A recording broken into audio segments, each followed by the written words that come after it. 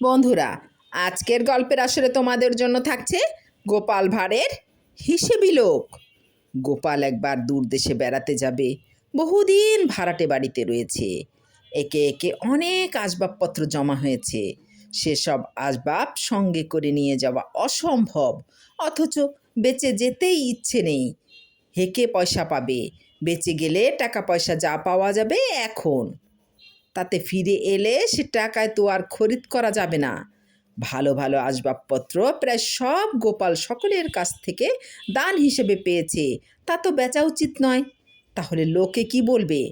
তাই কি করা যায় এ কথাই বারবার ভাবছে।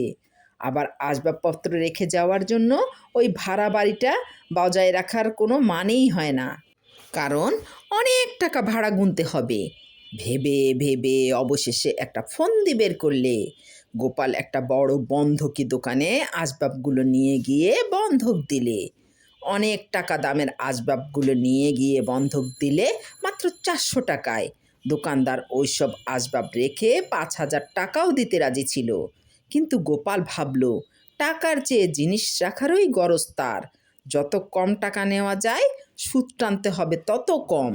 সেজন্য হিসেব করে দেখলে 400 টাকার দরুন মাসে তার যে সুদ দিতে হবে, একটা ঘর ভাড়া করে জিনিসগুলো রেখে যেতে তাকে মাসে মাসে অনেক বেশি ভাড়া গুনতে হবে। গোপাল বেশ কিছুদিন পর ফিরে এসে টাকা দিয়ে আবার আসবাবগুলি ছাড়িয়ে নতুন ঘরে উঠল।